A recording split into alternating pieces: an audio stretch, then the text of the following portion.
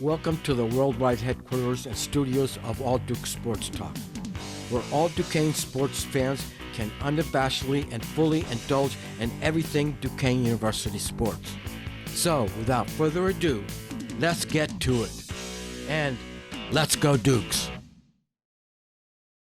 Hey, Dukes Nation, shoo shoo, rah rah. It is Bob Healy III back with you again on All Dukes Sports Talk, your favorite YouTube show / podcast. And obviously, Rudy Longarini is here with us out in California State. Nick Frost once again joins. We also bring back one of the first guest we ever had on the show. He's making his third appearance. One of our all-time favorite players, BB Flenory. And then joining us for the first time, you guys know him from his work on local TV, especially KDKA and the radio as well. Mr. Josh Taylor, Duquesne alumnus himself, and a big Dukes fan. So to our guests, BB Josh, thanks a lot for being here. Oh, it's a pleasure. Thanks for having me. And I'm glad for the invite, man. Bob, you and I go back quite a ways. I mean, I don't want to tell it maybe too loud, but we're talking 2 decades plus since we were students on the Bluff together. So, and me as a student journalist covering the football teams you played for. So, to look at this point where we are now and kind of be back in this platform is pretty cool. So I appreciate it. Dude, can you ever think when you were the mascot dressed up as a bear that we'd be playing Pitt? Absolutely not. Never in a million years. Never in a million years. And it's kind of cool to think that, hey, the thing that we always used to joke about, like, oh, what if we ever played Pitt? Now it's actually a thing. It's right up there with, at that time, we're going, man, if we ever made an NCAA tournament, it would be insane. That happened in 2024, and now football's playing Pitt in 2025. It's an awesome time to see a lot of the things that we've been wanting to see for so long finally come to fruition. It's pretty cool. Oh, heck yeah. Guys, I want to start off today's show. Once again, remind everybody to, like, follow, subscribe. And this is, by the way, going to be our last show of the academic year anyway. We couldn't do a show last week. We're recording this on Sunday, March 30th. We couldn't do a show on March 23rd because our Rudy Longarini got banged up. Rudy was on the IL. I'm not sure how much he wants to share, but he's back. So we did a show this week. Rudy? Painkillers, dude. Painkillers. Let me tell you something, man. I'm hurting for certain, man. But yeah. So Rudy is going to tough it out for us, and we had to delay a week, but luckily the Duquesne ladies basketball team gives us reason to do another show, another episode, because they kept winning. Had last week been our last show, we wouldn't have had a chance to talk about their subsequent contests in the postseason. The lady hoopsters from the Dukes went on to the WNIT Super 16 round for the second consecutive season.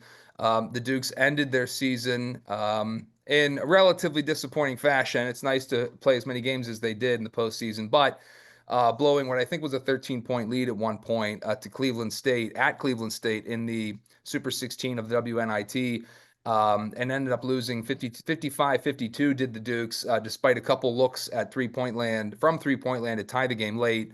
Some butterfingers, up and down the floor. The Dukes, shot themselves in the foot a bunch of times, but I loved the chance to watch Megan McConnell play more, and I was excited when they got a bid, and then won the home game against Longwood, 70-68 back on March 20th.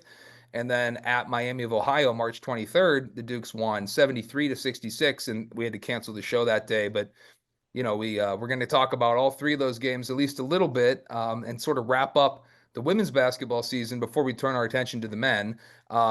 Josh, you have mentioned before we started recording how it's been nice to just be a fan for maybe the first time since we were students, because you've always been covering, well, you spent those years out of the market, but since you've been back in Pittsburgh anyway, you've been covering this team even on the air as play-by-play voice and things like that. You were just a fan this year, moving full-time to news, and you've had some fun watching them. Yeah, it's been cool to step back. I mean, since I got back to Pittsburgh pretty much in 2014, 2015, is whether it's been radio or TV, I've been covering this team as a reporter, as an anchor, and then, for several seasons working with Alice Panormius and eventually Rachel Zimmerman as far as the game broadcasts were concerned. So to kind of step back this year and just enjoy it all, like just to see it all as a fan from that perspective has been pretty cool. And, moving over from the sports desk to the news desk. So, I'm not an objective journalist anymore. I can actually just kind of sit back and be a proud alumnus and watch this all take shape. It helps though. It helps a lot when you have a lot of background information, when you know as much as you do about the program, when you've known Dan Burt for so long and what he's done and how he has literally been able to reinvent this program, multiple times over the years from what it's been. I think all the way back to, 2016 with that team that went to the NCAA tournament and even won a game in the tournament. And then, to go from that group to completely remake to another one and then kind of repeat the cycle all over again to contend in the Atlantic 10. And then you do it again with Megan McConnell and this group. And the way they've just been able to do it over and over again. And the fact that Dan Burt is not afraid to do something different. He's not afraid to try, different things. And he went and completely overhauled this program and how they operated and overhauled this system and really brought on a new ethos. And he took his one mainstay player that he had left over in this program, really built it around her and Megan McConnell, her being a program staple and one of the program's greatest when she walks off the floor, and then completely building it around a completely different ethos and completely different, just a whole different culture and a whole different system. And you see the results of it. 20-win season, Super 16 of the WNIT. You can't help but take your hat off to Dan Burt and his staff and the job that they've done. You can't help but take your hat off to Megan McConnell and what she's been able to do. And to see a player like Journey Kiyaku, who has just completely grown into this role and just taken it and made it her own and had some special moments this season too. So I could not be more proud of what this program was able to do this past season. BB, you know how hard it is to get drafted into major pro basketball because the rosters are very small and players have long careers, unlike the NFL, where relatively short careers, huge rosters. So, I mean, BB, you were a draft prospect. You ended up signing as a free agent, if I'm not mistaken, with Washington back in the day and had a cup of coffee with the Celtics. Well, yeah, right? right. That's right. You can talk about how hard it is to be drafted. I mean, and Megan McConnell, although we all hope she gets chosen in the WNBA draft, I mean, that's an even smaller league, again, with a short roster. I don't know what your feelings are about her pro prospects, but, as good as she is, and for a lot of us, she's the best women's player we've seen up close in person. I don't know if she gets drafted, but I'm sure she'll find somewhere to play, right? Well, watching Megan, I'm a big women's basketball fan. I watch women's basketball more than men's. I'm upstairs watching LSU play in not Houston. So I'm very familiar with women's basketball, and some people don't know that women. You talk about brute strength, the men have it. But if you talk about shooting free throws, if you talk about field goal percentage, the women shoot higher field goal percentage, 3-point percentage. They're more fundamentally sound.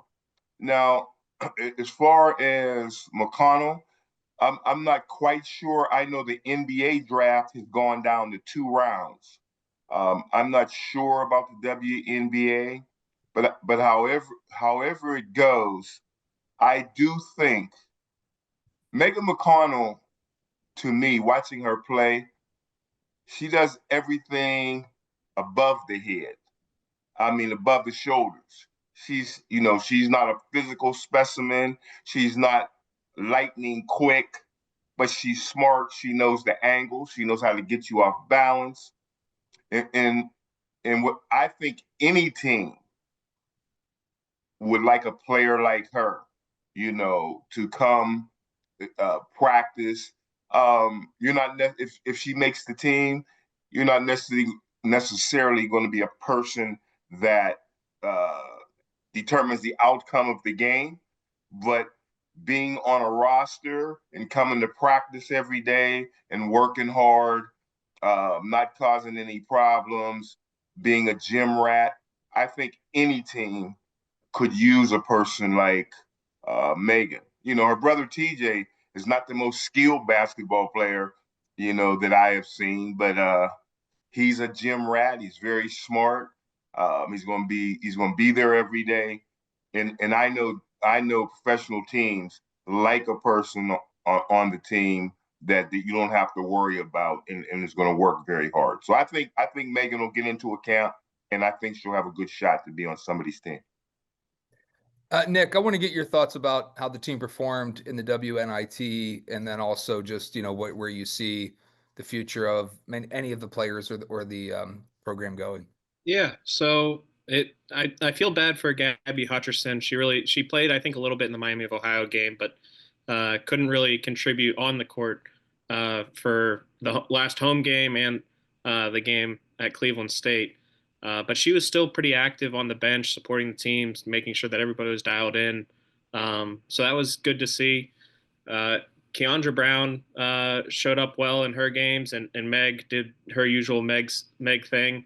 I think the biggest story that I saw from those 3 games is the emergence of Journey as kind of that leader role. I know she has shown that ability before, but it was a consistent all 3 games, really, just driving to the basket, making it her own, hitting buzzer beaters.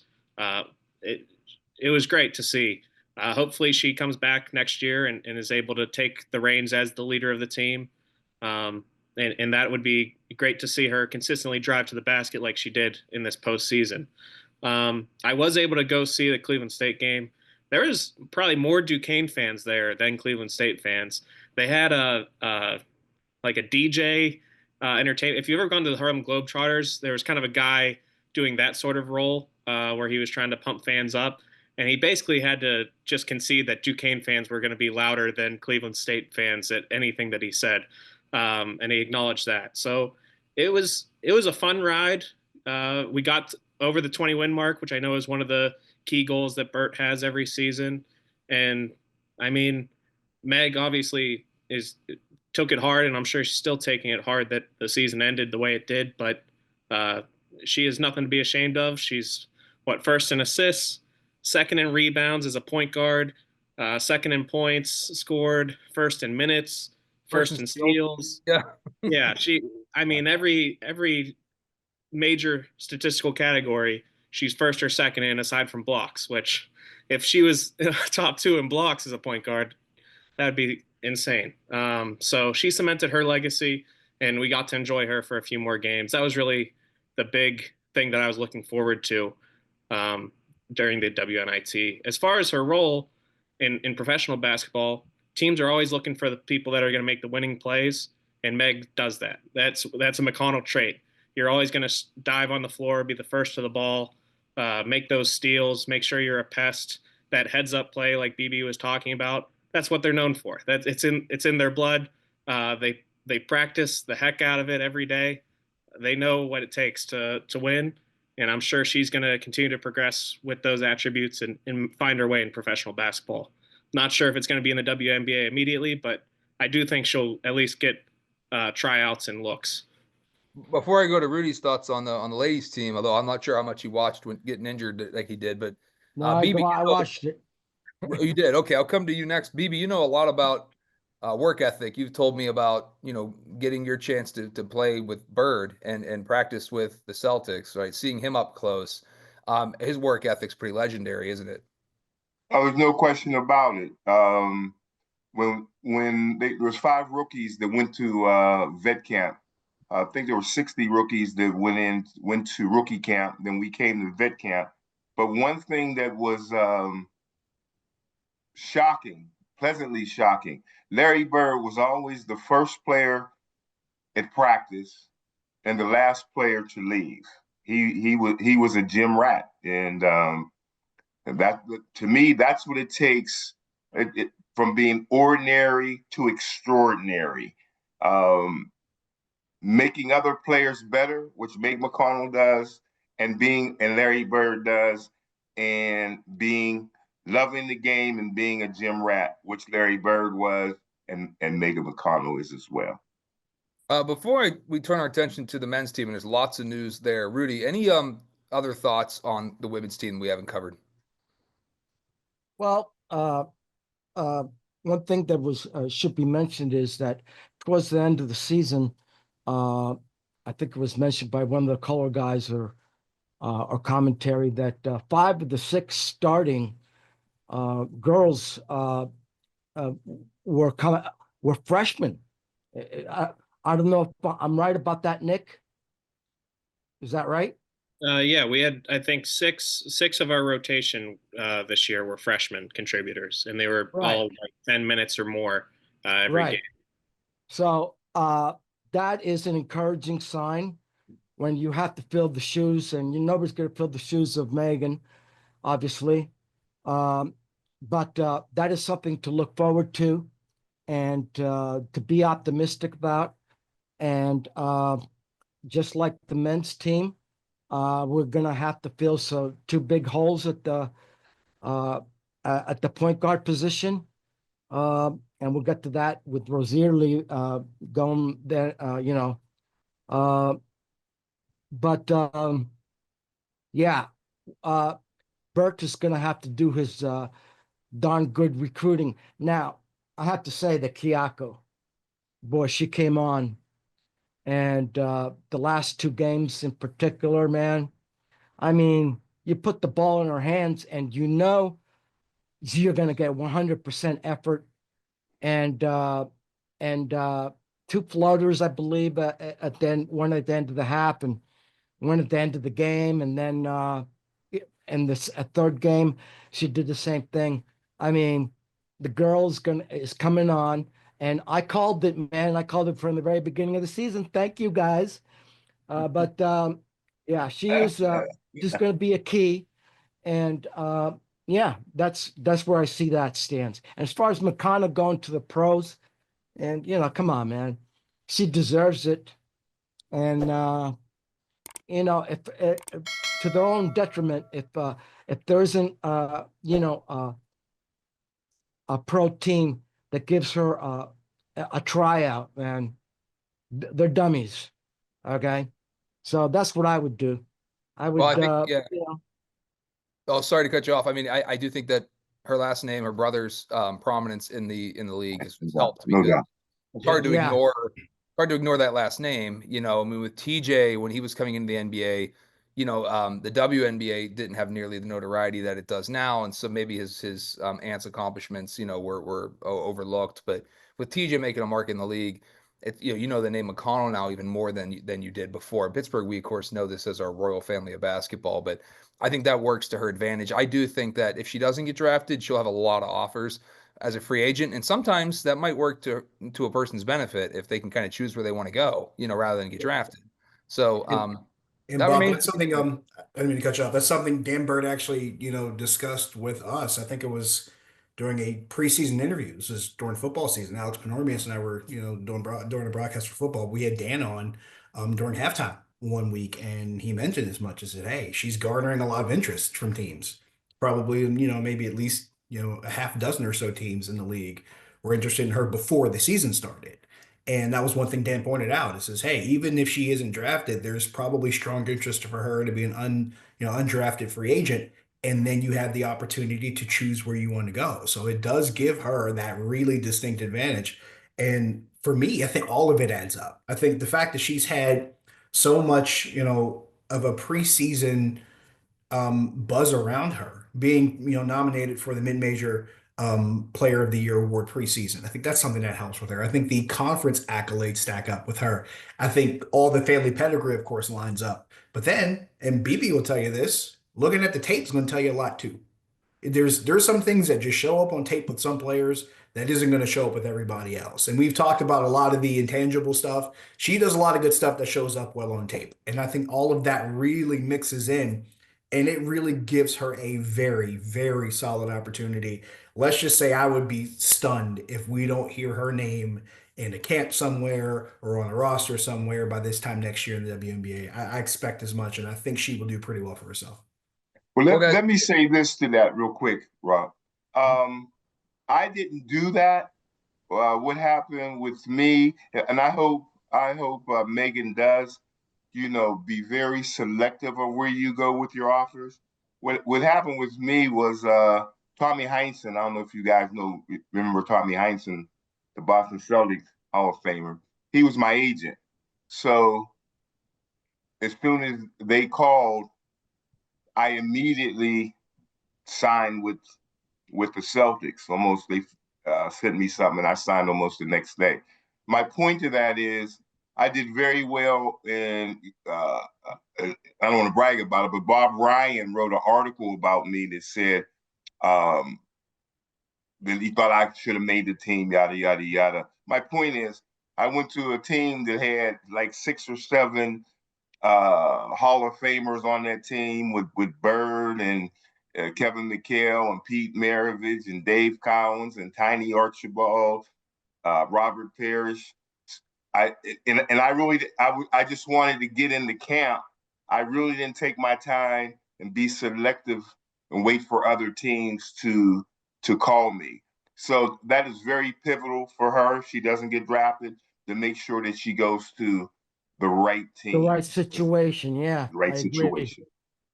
So we'll see what happens with Megan. Unfortunately, her days playing for the Dukes are over, as are Keandra Brown's and Gabby Hutcherson's and Caitlin Ammons. But we hope to see Journey Kiaku back in the red and blue next year. There's a lot later this calendar year. There's a lot less turnover in the women's game. You see a lot more full 4 and 5 year careers. Unfortunately for the Dukes, a few of their players have entered the transfer portal recently.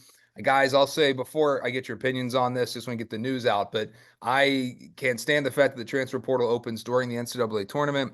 We'll get to that later, but nevertheless, the names gone: Trey Dinkins III, Matu Sronsky, and Kareem Rozier. The one that surprised me the most, honestly, was Rozier, because he's one of my best students and he does really well in class and he's such a good leader. And you just expect a guy like that to just want to finish, what he started here. I mean, they accomplished the greatest accomplishment they were probably going to have as a team here, like winning a tournament game and everything. And he was a big part of that. And it doesn't happen without him.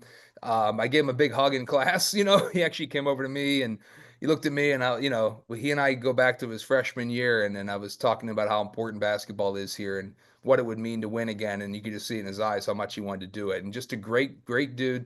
Really a lot of respect for Kareem. But I mean, anyway, I was a little surprised because I figured guys like Kareem would be the kind of player to keep guys like Dinkins around, to keep guys back on the team. When we found out that Dinkins was going to get an extra year, we figured that'd be done at Duquesne. But Dinkins is wanting and done. Ronsky, who was a part of the tournament team, is also gone now as well. And then Rozier. Those are three, I think, tough guys to replace because they were all contributors. But, this is a double-edged sword, isn't it, right? The transfer portal, guys leave, and you might get some guys back. So I'll start with Josh on this one. Your initial thoughts, Josh, on the three departures and what might be out there to replace them.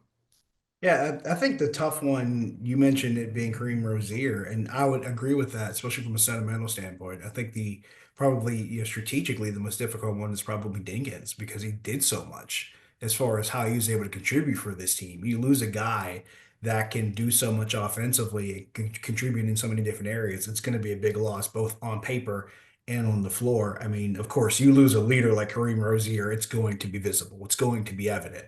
That speaks for itself. And Matu Shronsky, a guy that I know, granted, at the time, this was, Keith Dambrot was still the head coach when he was brought in, but he had really high hopes for Matu Shronsky. He thought he could be a long-term fixture in this program. And granted, as we all know, times change, situations change. Keith Dambrot eventually moved on, and this program is, not the same as we remember it to be just a couple years ago. So, with this current landscape, change is the only constant. It's the only thing you can really anticipate. So, to lose a guy like a Mateusz Wronski does hurt, but at the same time, you do look at what they were able to do as far as kind of reshaping this roster in a quick, very, very quick way of doing it. Granted, we've seen that happen a lot with Keith Dambrot over those last couple of years, that they're just completely kind of rebuilding and reshaping this roster on the fly. If anything, you kind of knock on wood and say, hey, they only lost 3 guys in the transfer portal. Some places, some programs, you're looking at that as a win because Jeez, Josh, didn't RMU lose all 5 guys? Exactly. I was going to say, you look across town and a team like RMU that just made the tournament, they took a national championship contender in Alabama, all the way to the brink in their first round game as a 15 seed, and they're losing guys in the portal. But if you followed what Andy Toole has done over the years at RMU since he's been there, he has to do this every 2-3 years. He's losing a handful of guys almost every year, if not every other year, and he's got to pull a bunch of guys in through the portal and pretty much start all over again. I want to say the last time they made the tournament before this one, where they actually played in the tournament game, I want to say 2015, they had to pretty much reshape half that roster after that season was over. So this is a very common thing when you're talking about teams that aren't in the power conferences having to try to reload. So you kind of get the perspective of, hey, they only lost 3 to transfer portal. That's not that terrible. It makes it a lot easier to not only A, fill the roster spots that you lose, but B, you can be a little bit more selective as to who you let in order to fill those roster spots. It may not just be, hey, let's get a couple guys in there that can play this position. You can get more selective about, hey, if this guy can do this particular thing, we need a guy who brings this, we need a guy who brings that. Now you can narrow your focus as to what you're losing and what you can replace. BB, this wasn't an issue when you were playing nearly as like it is now, of course. It's night and day, isn't it? Yeah, once you signed, you were locked in. But a lot of people don't know, I'll say, that when you signed a scholarship, it wasn't a 4-year scholarship. And it was, you had to sign a scholarship every year. Every year you had to sign a scholarship. And I didn't like that. I seen guys were when they didn't live up to the standards that coaches thought they should have lived up to, and so they were mistreated or sent away. And so now I actually like the way it is in terms of the NIL and the transfer portal. Not like it is. It's the wild, wild west now. They need to make some changes. But I will say this, those coaches were getting away with, they could get rid of kids because it's only a 1-year deal. They could get rid of you and they could leave for greener pastures immediately. But not the players, man. Not the player. So I just think that, now, it's what do they say? It's nothing's fun whenever the hunter got the gun or something like that. It ain't no fun when the rabbit got the gun. Yeah. It definitely wasn't like that. Because if it was like that, I might not have left. I might have left Duquesne for more money. Yeah. I mean, although, can I finish with this though? I do want to finish with this. Although there's something, the best thing that ever happened to me personally was going to Duquesne, and there's something to be said about young men and young women, not having success and working it out and going through bad times and figuring it out than just, hey, I don't like this, so I'm leaving. I don't like that piece of it, Well, Nick, before I go to Rudy on this, I know he's got strong thoughts about this too. Nick, you've been talking in prior episodes about, a lot of this is just the eventual manifestation of the NCAA not getting ahead of stuff like this, and now we're seeing the pendulum swing, right? Yeah. I mean, it's kind of been inevitable. I think there's close to 2,000 players in the transfer portal right now, which is like over a quarter of really the players. So, I mean, yeah, only having 3 is probably good comparatively. So far, there's still 2 weeks left, right? That's true. But you think you want to hop in early, especially with all the madness that ensues with fake offers and everything else that has been going on. As far as the individual players, I think the news that bummed everybody out the most was Kareem. And really, the thing that's hitting me the worst is that he's not going to get that senior day moment that he really deserves here. So I obviously he's not going to respond to my social media posts, but I did tweet it out saying, please come back so that we can honor you the way you deserve. Because even though he was only here 3 years, those 3 years were so impactful. He really deserves that standing O. And now we've got 4 players left, I think, from that tournament team just 2 years ago. We've got Netchis, Jake, Ronsky, sorry. Yeah, Ronsky's gone. So Barre and Dixon, and that's it. And then we've got Coach Drew, and I think most of the assistant coaches have changed over since then too. So it's a really limited group from just 2 years ago that are going to be here next year, and that's assuming that nobody else leaves. So it's going to be tough, but on the other side of the things with the transfer portal, there's a lot of big name players that are in the portal that Duquesne has reached out to. So we'll see how that development goes. I've never really been one to follow the transfer portal, but I feel like it's almost going to be necessary to kind of figure out how things are going to be next year. Rudy, I Well, saw you. can I ask? Said, Well, can oh, I go ask? ahead. I'm sorry, I know, but I wanted to ask this question. How much do you think?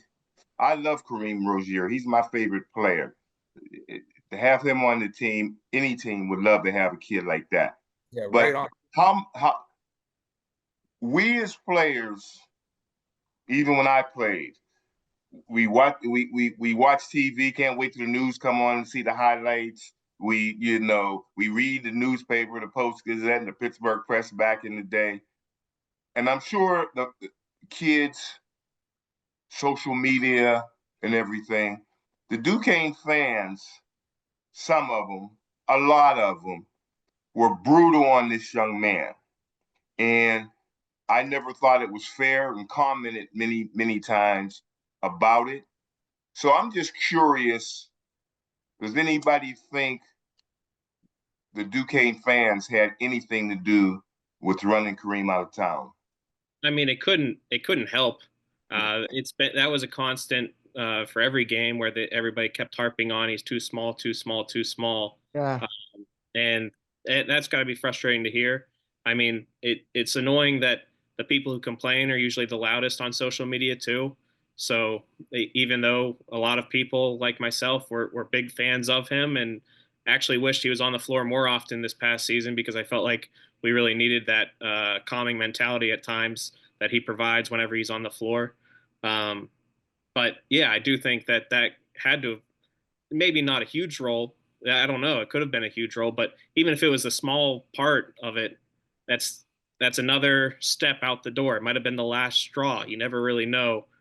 So I don't think the people who are complaining are going to listen and change their ways as much as I wish they did. But yeah, that definitely hurts. Hopefully he finds a team that gets him the starting minutes that I'm sure he's wanting, and he's going to show that he's got all the qualities to be a winner, just like Megan shows day in and day out.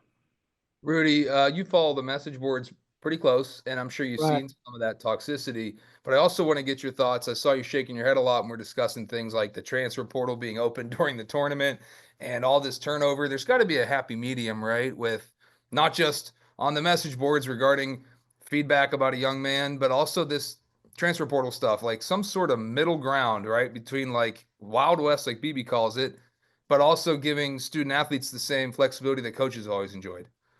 Well, it's like the NCAA is making up as it goes along. That's what this is. They're going from court ruling to court ruling, trying to justify their own existence and their own, by the grace of God, that they've got the 64 game tournament that legitimizes them every year. Without that, they'd be nothing. So, yeah, dude, like I said, they're making it up as they go along.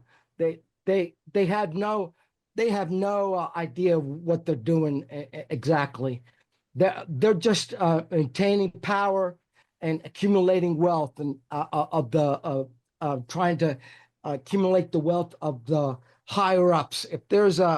By the way, if there is a peer structure on college basketball on the haves and the have-nots, okay, just look at the SEC and look at the rest of college basketball. That tells you everything.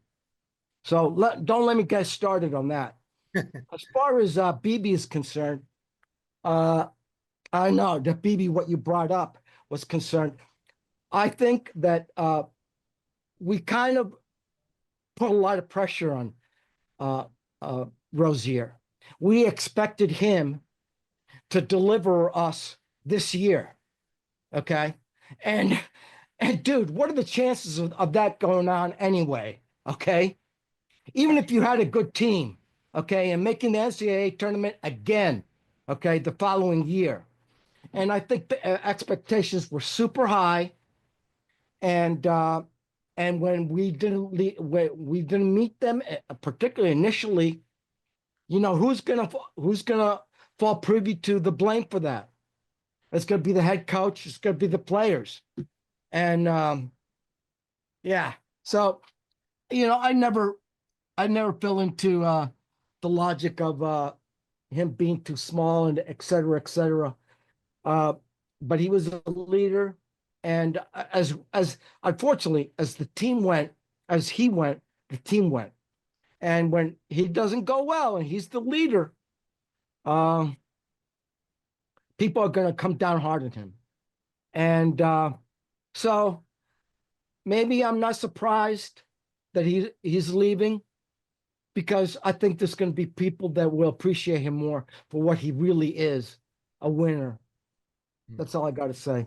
Yeah, he'll have a ring on his finger forever, and when he ever comes back here, he'll get a loud ovation. I have heard some good rumors. Can't confirm nothing, but I will say that Kareem may end up with another team in the Atlantic 10. And so if we get them, at home, that'd be great. I'll be there. I want to see Kareem and give him the Wow. and Nick said that he deserves. So that remains to be seen. We're going to retouch Duquesne basketball, the men's team, on our at the end of the show. I want to get to a couple other things with you guys today and get your thoughts on a few other things happening in Duquesne athletics. But before I do that, one more basketball note. I'm sure you guys saw the news from nearby Loretto, Pennsylvania, that St. Francis, PA, out of the NEC, is going to transition over the next couple of years from Division I NCAA athletics to Division III. And guys, I think you're going to see this more and more. I want to go to Josh on this. He's been around the country following all sorts of levels of sports for years with his career. Josh, I think you're going to see more and more stuff like this. I think a lot of people don't realize, and I know you do a bit from covering this as a student and just working with the athletics department and marketing and seeing when I played football there, at Duquesne, it was an FCS mid-major, which meant we couldn't offer football scholarships. And we found ways around that by having some of the top players like Lee Bodden, myself, a few others. You remember Randy Velakovic playing baseball, and Mike Hilliard doing track, Yarden Brantley, myself doing track. We got other scholarships. We got good athletes at Duquesne, and that's why we dominated in football, because of the rest of the Division I environment. But football program was really operating much like with a D3 budget, and it's really hard to make profit in athletics and college athletics. On paper, you're losing money often, even in some of the sports that have revenue, like a men's basketball program.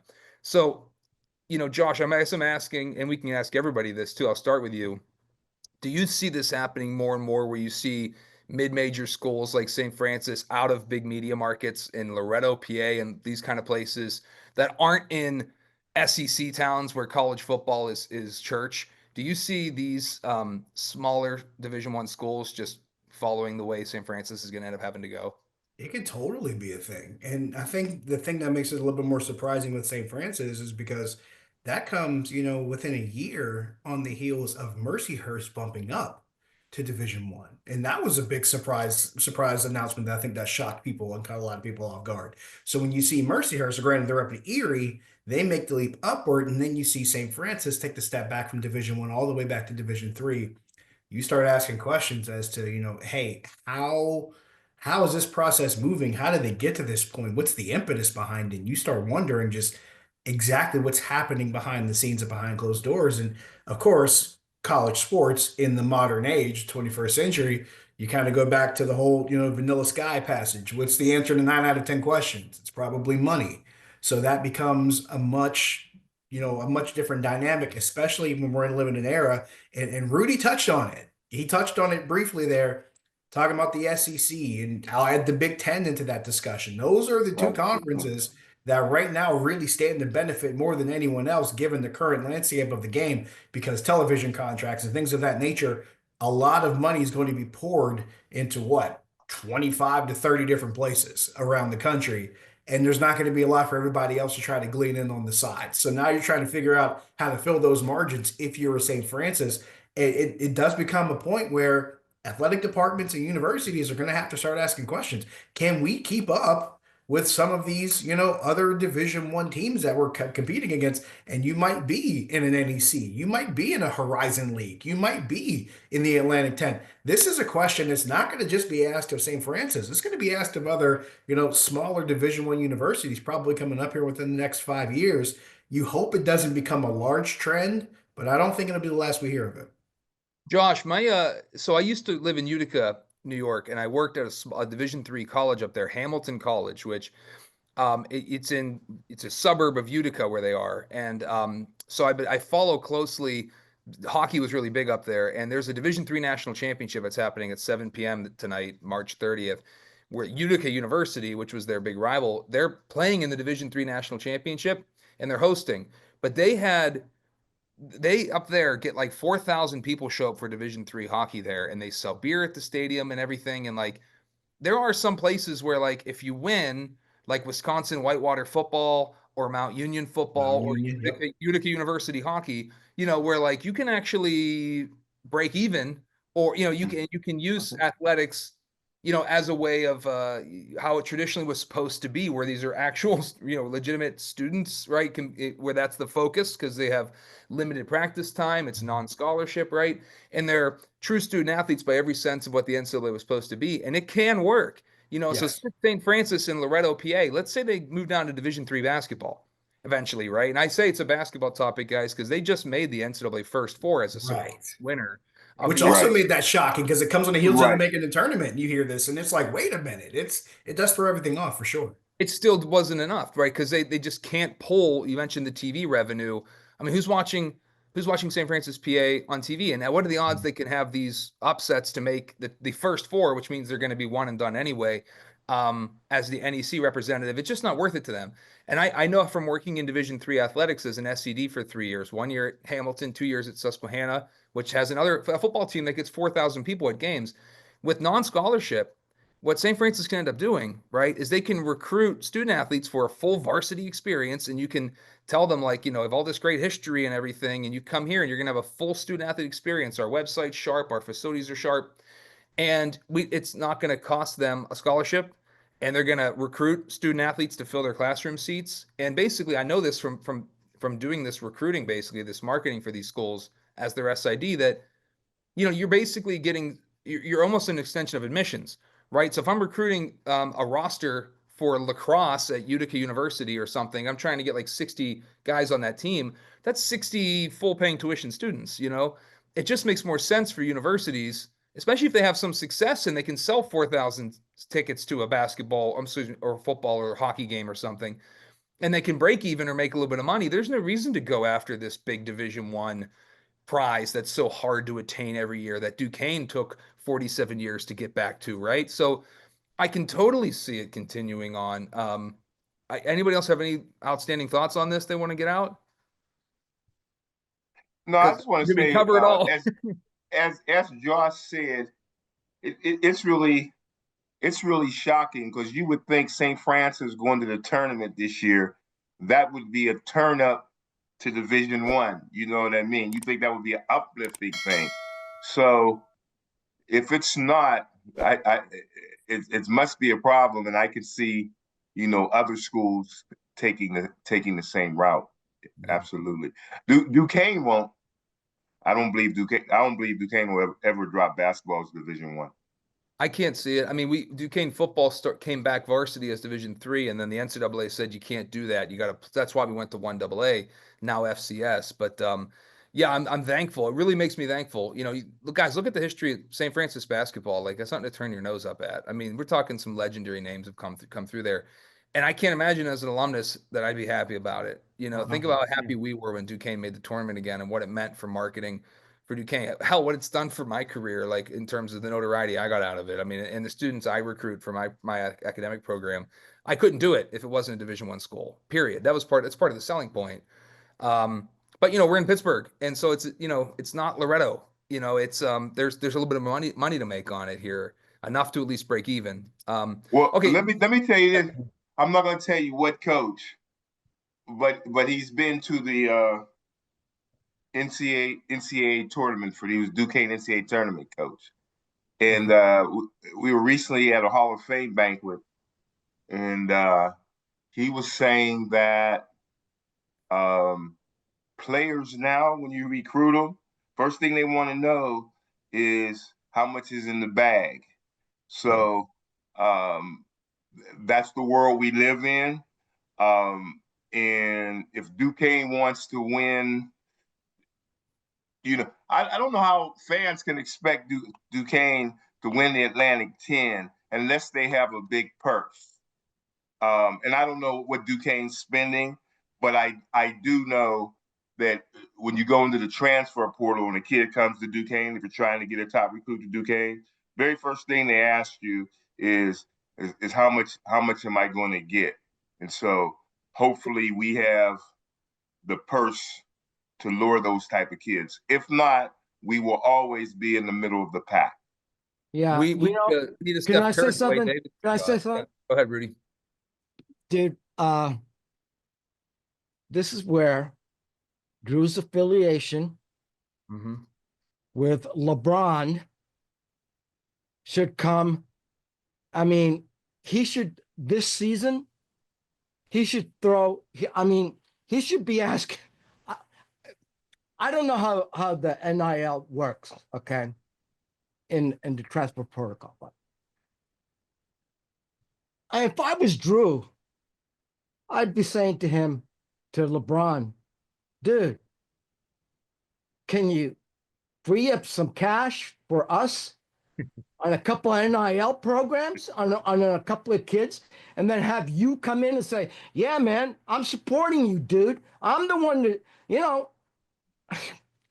Hey, Rudy, I'm with you 100%. And I actually believe that it might have been, I can't say, I wasn't in the room, almost a condition of employment that, we're bringing you in here because you have this close affiliation with someone whom we'd love to have associated with this program. Because, the talk from Dave Harper was, we want to keep it in the family, right? Because he not only was a coach underneath Dambrot, but, right. apparently how close Joyce and LeBron are, right? That's the family we're talking about here. LeBron's old coach and LeBron's old teammate, right, are now still coaching Duquesne these last couple of years. Right. So to me, and here's how NIL works. And I don't want to get I hope I don't get a phone call from Rick Christensen or something on this, but I'm not representing the athletics department when I say this. But the way the NIL system kind of works is if you have a bag of money you want to give to a player, the way you give it to him or her is you say, you come here and you can sign an endorsement deal, right? So let's say LeBron James wants to sell shoes under his brand or whatever it is, right? He puts his name stamp on a product. A student can simply be an endorser of that product, an image of that product, a brand representative. Right. Any amount of money you really want to give that person, because there's no cap on this, which might happen down the road. So it might take a person like LeBron James, the way Steph Curry's stepping up at Davidson, right, to say, hey, LeBron has no alma mater. So, and Akron, before is the closest. Yeah. Akron and Duquesne, right? He went to Catholic school. I mean, there's so many that's true too. Regional similarities. There's so many things that could be produced from that whole relationship. And if I was Drew, man, I mean, I would be on I'd hate to say it, but if you were my best friend and you were a multimillionaire, I would be hitting him up every 5 seconds, man. Well, listen, particularly since he's a basketball player. He played school basketball with him. He was his point guard. I mean, come on. Yeah, I certainly, I don't think anyone's turning that down. I mean, who else was at I think, Nick, were you at the basketball tip-off event this year where the coaches came out to speak? I was there. I'm trying to remember if you were there. No, I wasn't there at that one. You might have heard about Dave Harper said as much, essentially, when he said the way that things work now, the way we're going to have to compete to keep this going is we're going to have to raise funds. He didn't pass a hat around at the tip-off event, but he did say, this takes everybody. It's support. And I don't have the money. I don't have millions of dollars to kick into this program, right? And I think for the most of us here on this call, we support the ways that we can. But that is the way the game is now, is you need large benefactors. It's why I don't think it's a coincidence, right, that the Big Ten schools, the SEC schools with these giant enrollments and so many alumni, I mean, heck, if you just think about the odds, you're going to have the likelihood of more millionaires coming than we have because they just have huge, giant student bodies. And that's why you're seeing, I think, the contributions, right? And those contributions create great programs, which elicit great TV revenue and audience, and it's cyclical. So we are in that middle spot, BB said, unless we get another breakthrough like we did. And it might take money. Okay, let's go to the football program briefly, guys. We talked about Duquesne missing a quarterback. Well, that recently changed. Talk about transfer portal. stuff. This young man, Tyler Riddle, it's probably Riddell, but I don't have the pronunciation yet. He has come to Duquesne as a transfer. He's a graduate student. So I'm assuming Tyler is going to be Duquesne's starting quarterback in the fall. Might be his job to lose. So if you haven't heard of this young man, he played the 2024 season at Gardner-Webb. Before that, he spent 5 seasons at East Tennessee State.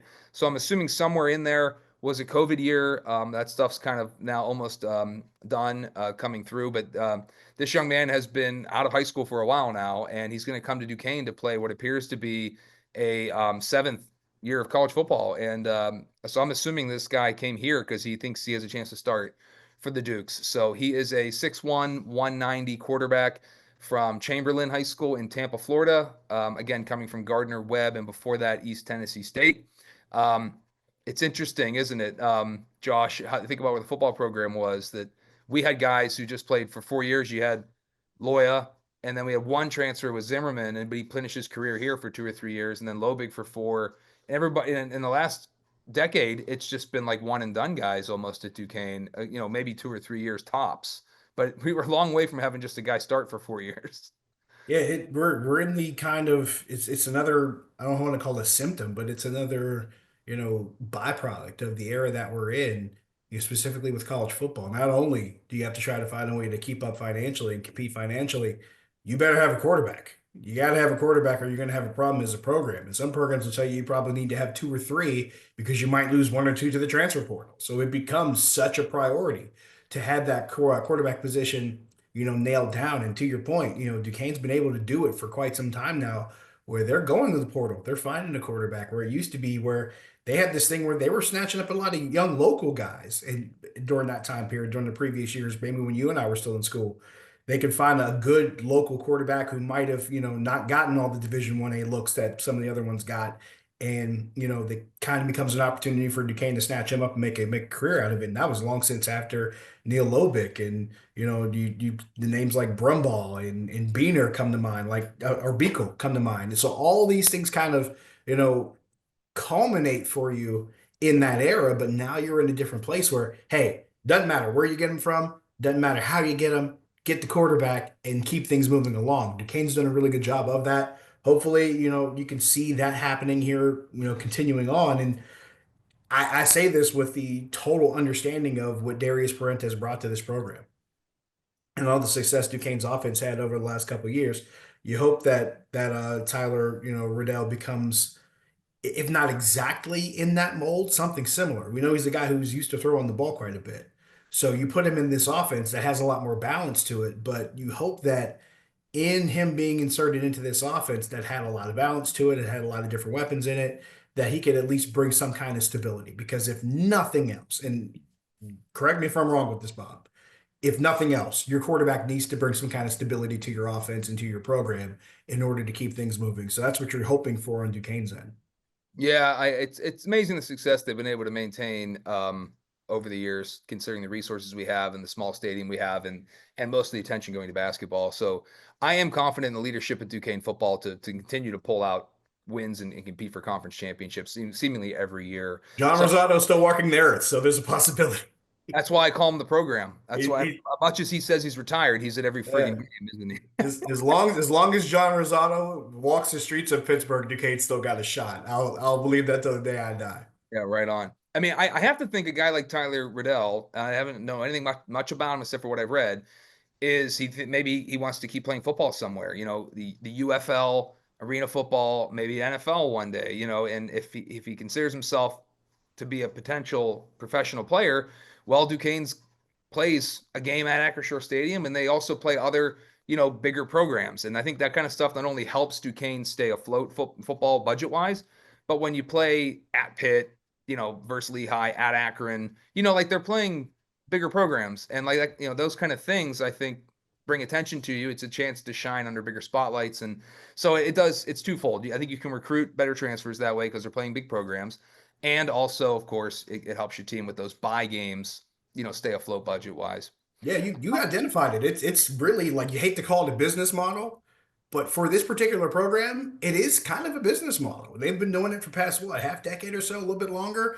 Play a couple Division One, FBS teams, and take those road trips, whether it's to Hawaii or Tallahassee or to Florida State. Yeah. exactly, or Oregon State, or it's just even if you're just going to Ohio University, which they won by the way, but it's just taking those opportunities, and it kind of helps you raise that money to help your program function. And there's nothing wrong with that. And I say that as a guy who was able to see the benefit of that last season. I was able to work, I was doing mostly home games on the radio broadcast team last season, my first season doing that with Alex, but I was able to do a road game also. We stayed in a really nice hotel in Massachusetts when they went to Stonehill, and we flew on a charter jet, and that's one of those things that when you have the kind of business model that they have, your program's able to operate now because it has the funding to do so. So the way that they're doing that not only does allow them to operate, it probably helps them recruit some of the talent that they get. And like you said, it allows them to maybe do some of this other stuff on the fly that they may not have been able to do 10 years ago. Well, let me ask you this, because I read somewhere that when schools do that, and Robert or Josh, you could probably tell me a little bit better, that they're taking a chance because of the skill level that players could get injured playing some of the higher ranked teams. So my question to you guys, is that accurate, or do you find the skill level isn't that much that you're really risking injury? You're always risking injury, but you understand what I'm saying, right? Well, a few years ago, Duquesne played at TCU and experienced something like that, right? Where the Dukes were getting beat so bad that when the second half came around, and it's honestly not so much when the game gets out of hand like that and you want to put in second and third teamers, Duquesne doesn't have the depth, right? So the second teamers for TCU, right, are probably equivalent to or better than the first teamers at Duquesne, right? And so when you get to be late in the second half of a blowout game, the game's just going to continue to snowball, and and can get dangerous when you're dealing with trying to put out fatigued players against fresh players they're bringing in, their second team against our first. And so Duquesne was trying to keep up with that, and then Jerry Schmidt essentially asked the TCU coach, "Can we just go to 12-minute quarters in the second half?" And that's exactly what they did, and apparently that is an option. I don't think they've done it since, but that is an option. And when you're talking about an FCS program and their roster and how many scholarships we can offer versus a 1A FBS program, that does happen as the game gets into the second half and can become a blowout, and it can get dangerous. It's almost akin to high school football programs, single A schools sometimes having to just drop their football program because they're down to like 20 players, and that wouldn't be enough for. Yeah, you could have to play two ways most of the roster, right? So I think because there's a caveat where you can shorten the second half, I think Duquesne has done a good job managing that. I know when I was the biggest programs we played when I was on the team, where we'd go to at Holy Cross, and they flew us there and put us up, and we ended up beating them on TV up there when they opened up some new stadium, and it was awesome. It was the most fun I had, and but that was like the highest we'd go would be like upper echelon FCS programs, and occasionally you'd win some, which was cool. Duquesne has had it's a unique animal, the Duquesne football program. It's almost like, you can't kill it. And not only can't you kill it, but it's like you can't stop it from continuing to win, despite all these things going against it, and all landlocked in an urban environment with a small stadium and the budget that we've had, bringing it back varsity since 1979, crawling their way up different rankings. It's really impressive. I think like Josh hit the constant's been John Rosado, and I don't know how he keeps doing it. I don't want to, poo-poo what Jerry Schmidt does for the program and everything too, but like John is the guy down there talking to these students after the game, and I don't know, what does he tell them? Because I was recruited on the basis of I knew Greg from being a Brookline guy. He's from Beachview. My folks knew him, and I was there to play track as well, was my best sport. So I was coming where I had a Division I track offer, but Rosado recruits guys to play football here and pulls it off, and they keep winning. It's incredible, isn't it, Josh? I think it speaks to not only Coach Rosado and what he's done in the building of this program, and I keep telling him, I was like, you need to write a book or something, or do a one-man show and just tell your story, because there's probably, for every story that we've heard, there's probably 25 we haven't heard that John Rosado probably has. And I think it speaks also to the trust that the coaches have in him over the years, because like you said, head coaches have changed. Now, granted, we've been in a position where we've seen what, two in like the last almost 30 years, which is a really good thing between Coach Tuso and Coach Schmidt. But the other thing is that the fact that both of those guys were coaches that before they took over the program at Duquesne, they also had previous pedigree before they did so.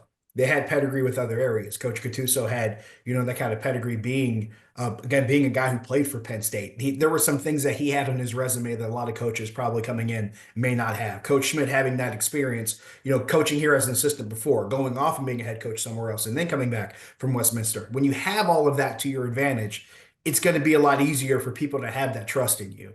So having that kind of trust and having that kind of pedigree built up over the years definitely speaks well for Duquesne. So yeah, definitely having a guy like Coach Rosado is important. But having coaches that have that kind of reputation, the relationships that they've had. Remember, Coach Gattuso, since leaving Duquesne, was an assistant at Pitt. Then he went to Albany. Now he's going to be an assistant at Penn State. So, it's obvious that he's built relationships and networks over the years that have allowed him to have the success that he's had. So it's really a mixture of everything. If we're trying to figure out the Duquesne secret sauce of football here, it's networking, it's relationships, it's being able to find ways to raise money. Maybe it's even alumni outreach and just that kind of footprint that you have, not only locally, but within the football and coaching community as a whole. When you have that many outlets and guys that have extended networks or that kind of reach, and then you sprinkle in the X factor that's a Coach Rosado, all of it adds up to seeing what you have here and seeing the kind of sustained success, winning 18 conference championships in 30 years.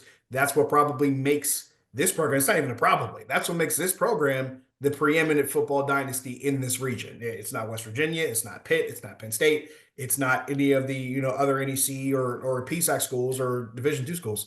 It's Duquesne. And a lot of that is because of what's been able to be built over the years. And it's just those small different ingredients all being mixed in. And this is the result of it. Consistent leadership and head coaching makes such a difference. Yeah.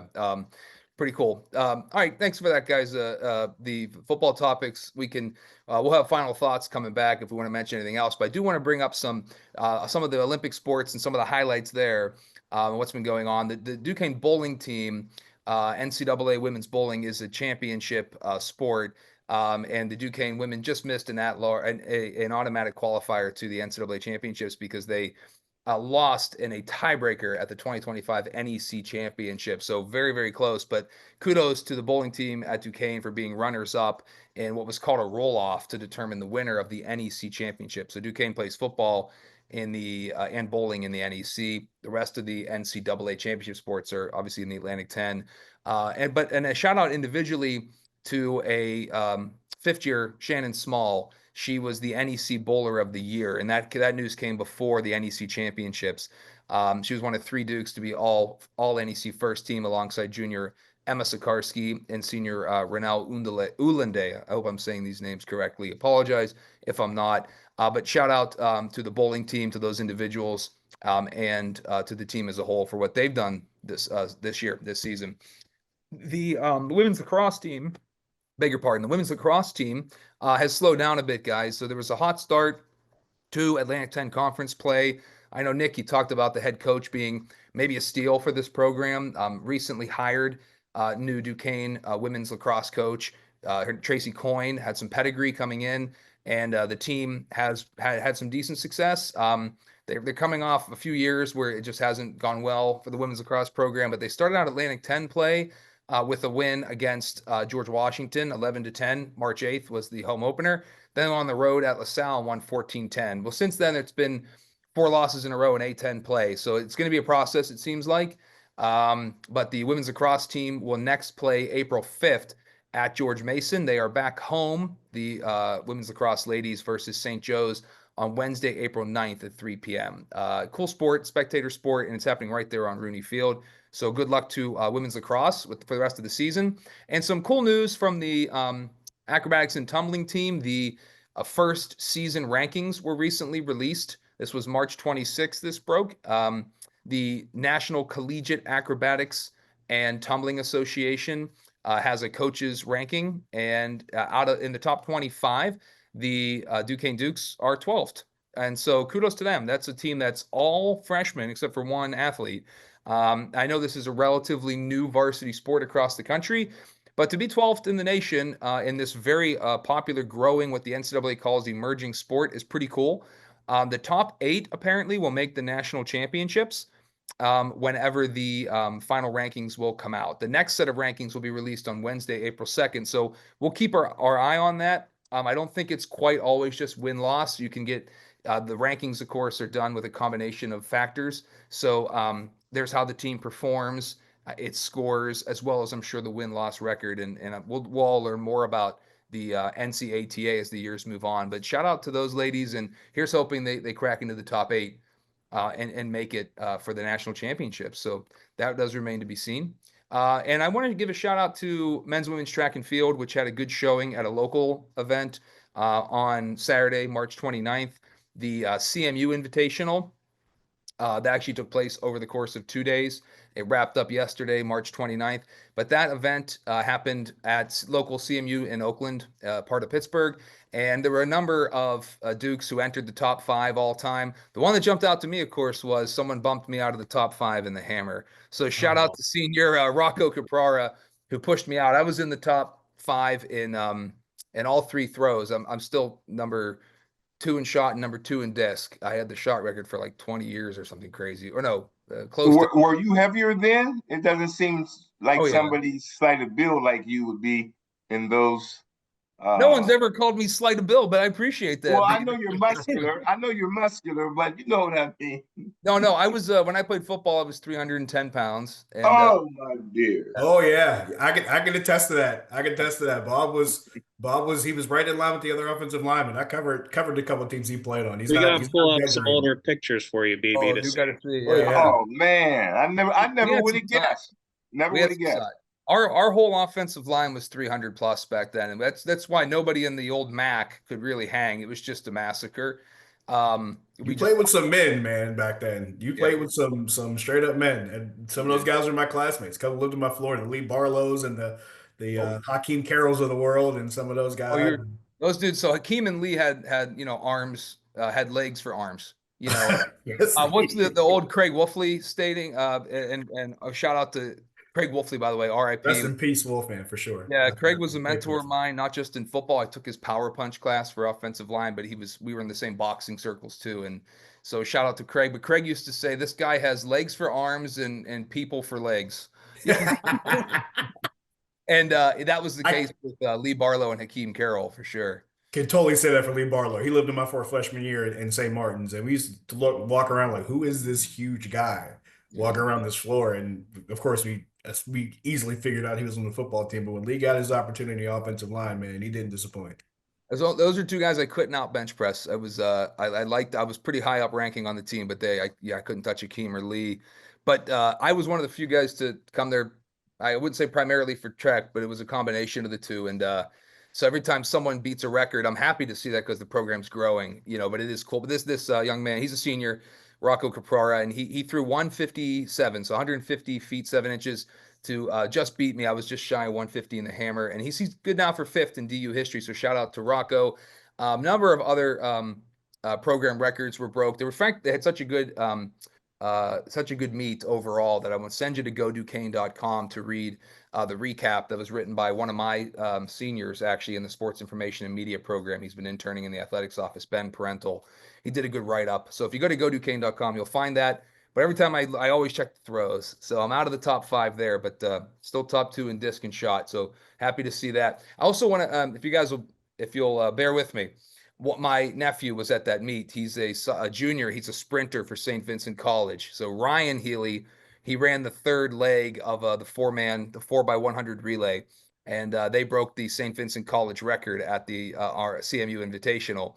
So my nephew Ryan, along with his teammates Jelani Campbell, PJ McNeil, and Jordan Clay, they're 70th, I want to say, in all of Division III in that event, and no one on that relay team is yet a senior. So they'll be back next year. So high hopes for Ryan and his teammates to maybe go after an All-America next year. But yeah, they broke the school record at the CMU Invitation over the weekend. So Ryan, hope you're watching.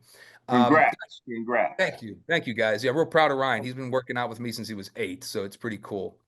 So guys, I want to go around the horn and ask for some final thoughts on anything we talked about. And I do want to focus it on men's hoops a bit, because of the notoriety that the program has brought Duquesne and where we go from here. And it's probably, and we talked at length about the women's program. I think we've kind of covered that and looking ahead to next year. But I want to close with the men's team, guys, especially. But any of this is up for you to talk about, even if it's your thoughts on Dr. Gormley and what Ken Gormley did during his time as president of Duquesne, which will expire at the end of next calendar academic year. And I'll start with Rudy. Oh well. I have to look at the seasons, the both the women's and the men's season, and say that I was a little disappointed in both of them, um, uh, and the eventual outcomes that that they appeared in or whatever. All I have to say is that we have a lot of young people on both teams. A lot of there was a lot of starters. There was no real starters, like I was saying on one previous episodes. It's like we had 10 guys or 11 guys that played 10 or plus minutes, and the women started to show kind of that with their playing all the freshmen this year. So that's all I got to say. And we got to, Drew, man, get some NIL money from LeBron, dude, and get us a point guard, big time. And I'd put, throwing the chicken sink at trying to get whatever we could at the point guard position. And and Burke's got to do his a natural recruiting job. He did apparently a good job this past year. He's got 5 freshmen that are playing on a regular basis, and so I think there's a lot of opportunity there for a lot of players, and yeah, and I'm optimistic. Let's put it that way. Nick, kudos to you for getting out to Cleveland for the game. I thought about it because it's a relatively short drive and I couldn't pull it off with my kids' schedules. Your thoughts on anything, but feel free to elaborate on that. Yeah. So had my son with me, had the iPad fully charged, lots of snacks. That helped out with the ride. And he fell asleep on the ride home, thankfully. So that was the easy part. As far as final thoughts, I wanted to touch on Matush a little more, just because we talked a lot about Kareem. Matush still part of that NCAA tournament team, and really was coming on strong with his 3-point shooting this year. I think he was one of the rare over 40% shooters that we had from deep. So I do think he's going to find success wherever he goes as that 3 and D sort of fit. So shout out to you, Matush. For football, one of the things that they might be using as a pitch is Abdul Jana. He was wide receiver for us for a few years. We had that Florida State game. I think he had close to 100 yards and a touchdown in that game. And then he transferred to the ACC in Georgia Tech, and he's going into his last year there this year. So that shows that if you do show up and show out for Duquesne when we are playing those bigger schools, that you might have a nice future and maybe get recognized at a bigger program. So that might be the way that our program continues to find success and find those athletes. Hopefully we can keep doing that for football. And then also just a brief touch on the women's basketball. There is some news out there about Megan McConnell that hasn't been released yet. Dan Burt talked about it on 937 The Fan, that she's going to be recognized, and it's something that no Duquesne athlete has ever had before. He's been very tight-lipped on it, so looking forward to finding that out. A lot of speculation has already been kind of, I don't know. I thought it was mid-major player of the year, but that hasn't been decided yet, so that can't be it. I don't know what it is. Will be fun to see. I'm excited. That's a good tease, man.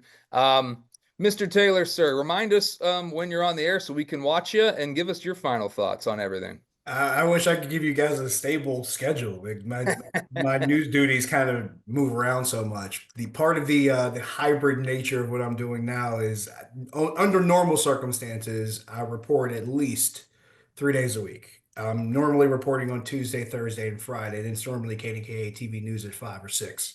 But there are times when you will see me at the news desk. A lot of times it can be anywhere between KDKA News at 4, 5, 6, 7:30, 8, 10, or 11.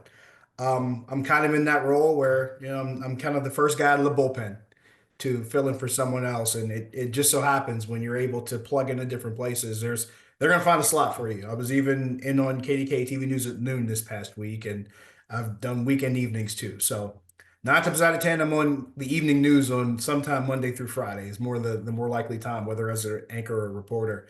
I'm actually going to touch on, you mentioned Ken Gormley, the announcement with him and his transition from president to the venture chancellor position. I think Ken Gormley's role in just the recent developments and the recent success in Duquesne athletics, I think it can't be ignored. I thought Ken did the thing that past presidents were not always willing to do at Duquesne, where they would, and this is not a judgmental thing. It was just, you'd see the president most of the time. They were kind of either in transit to or from, the admin building. They were kind of going up and down academic walk, but there was probably some kind of university business being conducted. They didn't always, I don't want to say come down into those ranks with a lot of the students and the student life, but Ken Gormley did that. He kind of shattered that facade. He kind of shattered that perception. And he was a guy who was boots on the ground. He was boots on the ground with student organizations. He was boots on the ground with freshman move-in and with athletics and being in the student section and getting people involved and getting people excited and energized about Duquesne. Because let's not kid ourselves. There was a time period where there wasn't as much attention or energy or that kind of buzz as we would have hoped. Bob, you and I could probably attest to this to when we were students. But to Ken's credit, he took over the opportunity to be the university president. And this is a guy who had devoted a lot of his career to Duquesne because he had been head of the law school previously. So there's a lot of Duquesne pride there with him. And he took on the mantle of being a very pro-student, pro-professor, pro-student life president, pro-athletics president, where he was very much involved. That didn't happen 20 years ago. It was, well, we're Duquesne. We don't do that. Ken shattered that, completely threw it out the window. And his willingness to be a part of that, his willingness to try to put the best foot forward, his willingness to try to promote Duquesne as much as he could, as often as he could, and as best as he could, not only benefited the athletics department, it benefited the academics. They're opening a medical school on Duquesne's campus. Who would have thought in a million years that A, Duquesne is making the NCAA tournament for basketball, B, Duquesne's playing Pitt in football, and C, Duquesne's opening a medical school. All of these things are happening on this campus, and a lot of it probably can be, I don't say all of it, but a good chunk of it can probably be put in the credit column to Ken Gormley and some of his leadership as university president. And when I got the announcement, I was actually anchoring the news that night. So when it came down, it caught a lot of us off guard. And, I was kind of working some sources with people that worked within the university and said, yeah, the announcement came out tonight. He said the email went out making the announcement that he was leaving. And I got some mixed feelings on it. I know some people that were probably a little bit more relieved because besides being as involved as he was, Ken was also not very shy about making his politics known. And I know that rubs some people the wrong way because once again, it was a very non-Duquesne thing to do. But Ken kind of, went outside of those parameters. But for the profile that he raised at this university, not just in the athletic department, not just in academics, but the overall profile that he raised for Duquesne as a university, that will be his legacy. He will be the guys, hey, this happened under him. All of these things occurred during his tenure and during his leadership at the university. And I think history will look back at this time period and say, this is when Duquesne maybe took itself out of, I won't say obscurity, but relative obscurity and put itself back on the map to where we had TV segments talking about how to pronounce Duquesne during the NCAA tournament. That felt like a pinnacle of sorts during the recent time period. But I think a lot of it does point back to the leadership this university had, not just the coaching staff and not just the athletic department, because Dave Harper also, I think, deserves a lot of credit. But the way Ken Gormley was able to take this little old Catholic university right next to downtown Pittsburgh and raise it up on the level that people are starting to pay more attention to it now for different reasons. And it's starting to garner a lot more respect and a lot more prominence in the athletic and academic community. I think a lot of that points back to him, and I think we'll remember him largely for that. So salute to Ken Gormley. Here, Josh. Thanks for that sentiment. He said when he started that Duquesne had some sort of inferiority complex. I think he was right, and he's destroyed. Absolutely. He destroyed. Kudos to. Thanks for saying that. I think you're right on. BB, we get to close with you, bud. We started All Duke Sports Talk with you as our first guest, and you're our final guest of this first season. So your thoughts on everything, BB? Well, naturally, my last thought's going to be about the Duquesne basketball team. I think they have the talent. I know that when they brought our NCAA team back, and I think it was at the George Mason game, and I think George Mason might have been number two in the conference, and Duquesne handled them. I think they have talent. What Duquesne doesn't have is a closer. You talking about opening, they need a closer. Anytime you have a team, they've been in some close games this year. Here, But they don't here. I have just any. want to say, dude, BB, you're speaking God's truth, man. We don't have a closer. That's it. And that's what we need. I know when I played, I used to say, hey, nobody in this team shoots the ball but me. I'm shooting it. We're gonna lose. We're gonna lose because I missed the shot. And those are the type of guys that Duquesne needs. That you get them the ball down the stretch. I believe if you have a team that you have a different leading scorer every game, your team isn't any good. And I say that if you see any of the teams now in the NCAA tournament, in the Final Four with Broome and Flag and those guys, I think Shire said he told Cooper Flag the other day to be a little bit more selfish or take and I don't mean necessarily be a little bit more selfish, but you've got to think, man, that you're the guy that you want the ball or you want to be able to pass it to the right person at clutch time. Duquesne does not have a player like that.